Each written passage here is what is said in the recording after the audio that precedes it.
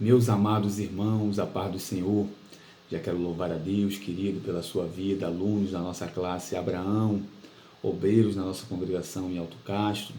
Sou grato ao Senhor pela sua vida, meu irmão, minha irmã, você que tem acompanhado aqui também os nossos devocionais, como forma de estudar diariamente as lições aí na sua casa. Que Deus te abençoe no nome de Jesus. Louvo a Deus pela vida do nosso superintendente, presbítero Tomás, e pela vida do nosso pastor Alvani.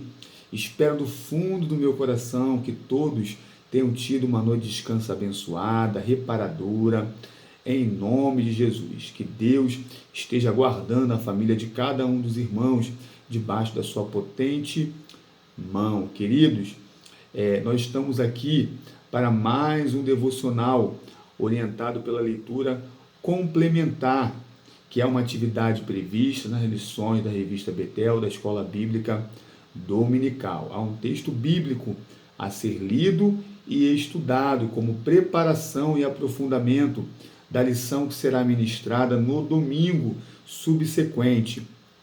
Nós estamos aqui para auxiliar, para motivar os irmãos no estudo e na leitura desses textos bíblicos.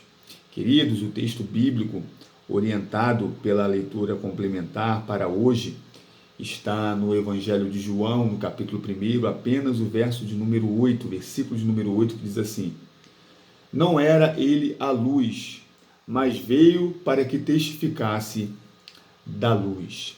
Aleluia, louvado seja o nome do Senhor. Meus amados, nós estamos nos preparando para a lição de número 7, que tem por título Miqueias, um viver de acordo com os caminhos do Senhor.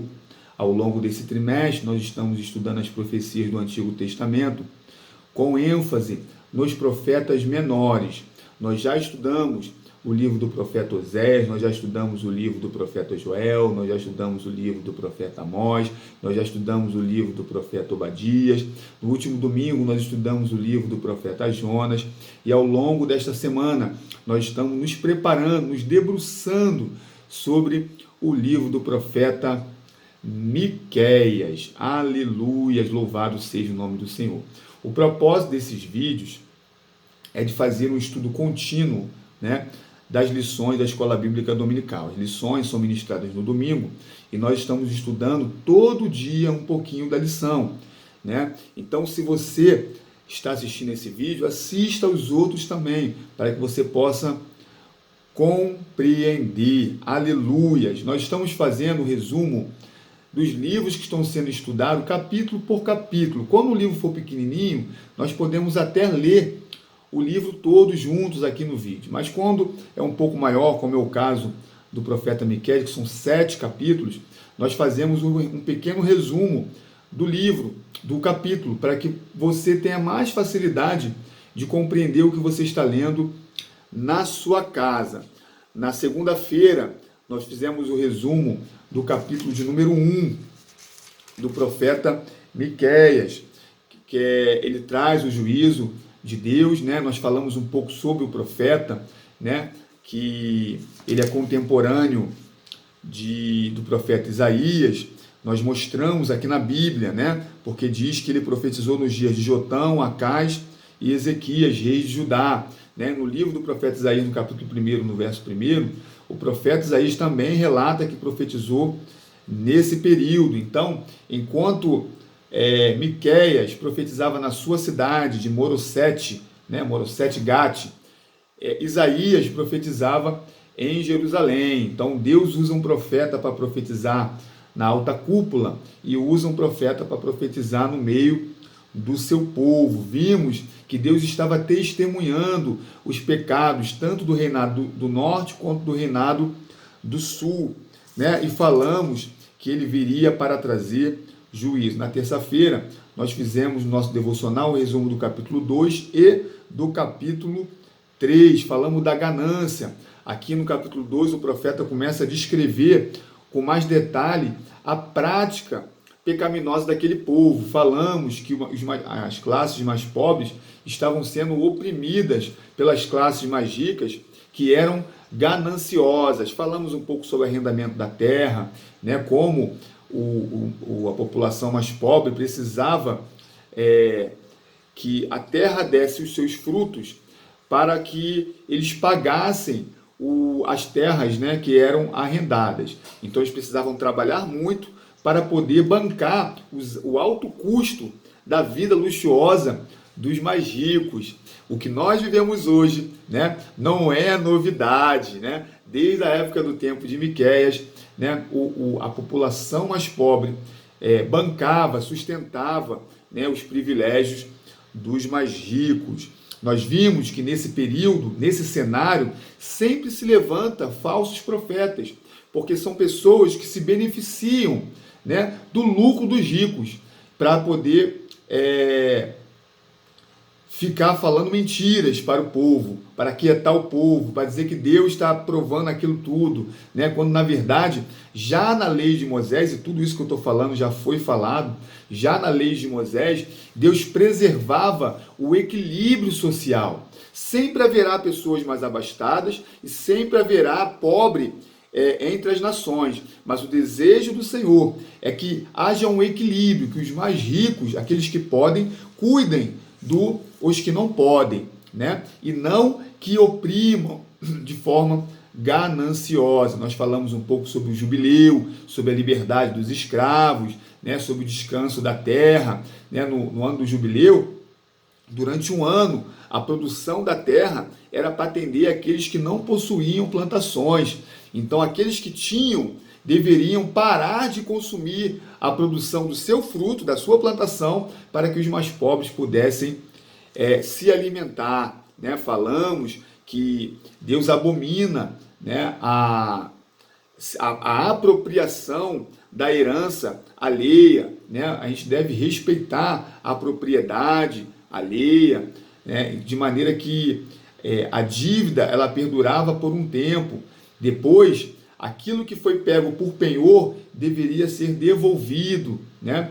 Ou a pessoa tinha a possibilidade de reaver, né, pagando aquela dívida. Então, queridos, nós vimos tudo isso, né, em apenas 2 dias, né? Nós falamos também um pouco sobre a corrupção, né? Quando a população mais pobre, né, buscava o judiciário, a justiça para reaver o seu direito das opressões e da ganância dos mais ricos, eles não conseguiam ganhar suas causas, porque as suas causas haviam sido compradas pelos mais ricos. Então os juízes eram comprados. Qualquer coincidência com o nosso, qualquer semelhança com o nosso tempo não é apenas mera coincidência, né? A maldade do coração do homem repete os seus erros perante o Senhor, né? Nós vimos também no capítulo de número 3 a ameaça contra os maus governantes. Falamos, né, que os seus cabeças dão as sentenças por suborno, e os seus sacerdotes ensinam por interesse, e os seus profetas adivinham por dinheiro. A ganância predominava no tempo do profeta Miqueias. Queridos, no capítulo de número 4, nós falamos sempre que é uma característica dos profetas menores trazer uma palavra de esperança em meio ao caos que aquela sociedade vivia. Então, quando Deus olhava para o seu povo e via o pecado, via o afastamento da sua presença, via as mentiras, as falsas profecias, a corrupção, ele sempre dava uma palavra de correção ou de juízo, como é o caso do profeta Miqueias, mas ele também deixava aberta uma flecha, uma porta de esperança e de misericórdia, né? Não é o desejo do Senhor que o seu povo caminhe distante dele. Ele quer que o povo seja corrigido. E para isso, ele enviou o cativeiro assírico para o reino do norte e caldeus, né, babilônico, para o reino do sul. Mas no capítulo 4, nós vemos que Deus deixa aberta uma porta de misericórdia, uma porta de esperança. A partir do primeiro versículo diz assim: nos últimos dias, o monte do templo do Senhor será estabelecido no alto dos montes e se elevará sobre as colinas, e para ele afluirão os povos. Muitas nações virão e dirão: venham, subamos ao monte do Senhor e ao templo do Deus de Jacó, para que nos ensine os seus caminhos e andemos nas suas veredas. É interessante, nós falamos aqui que o profeta Miqueias ele é contemporâneo do profeta Isaías. Quando nós olhamos para o livro do profeta Isaías, no capítulo de número 2, a partir do verso 2, nós vamos ver quase que uma réplica do texto encontrado no livro do profeta Isaías, que diz: e acontecerá nos últimos dias que se firmará o monte da casa do Senhor no cume dos montes e se exalçará por cima dos outeiros, e concorrerão a ele todas as nações, e virão muitos povos e dirão: vinde, subamos ao monte do Senhor, à casa do Deus de Jacó, para que nos ensine o que concerne aos seus caminhos, e andemos nas suas veredas, porque de Sião sairá a lei, e de Jerusalém a palavra do Senhor. E assim continua até o verso de número 4. Então testifica do fato da influência entre a mensagem de um profeta e a mensagem de outro profeta. Isso aponta para muitos estudiosos para o grande governo de Cristo, onde Jesus reinará. Aleluias, louvado seja o nome do Senhor. Queridos, eu quero destacar que ainda hoje, de tantas nações, de tantos países maravilhosos que nós temos, nós vemos que as nações caminham por países no mundo todo para desfrutar das benesses que cada país oferece. Aqui no Brasil, nós temos uma terra abençoada, com praias lindas, com diversidade de vegetações, de locais para passear, para conhecer, de uma comida deliciosa. E muitas pessoas vêm ao Brasil para conhecer. E muitas pessoas do Brasil e do mundo vão para outros países para conhecer, como Paris, como os Estados Unidos. Mas ainda hoje, pessoas do mundo todo vão a Israel para poder visualizar, para poder caminhar sobre onde aconteceu os fatos bíblicos, onde Jesus curou, onde Jesus pregou, onde Jesus ensinou, Então ainda hoje, Israel é a história viva sobre os fatos que aconteceram ali.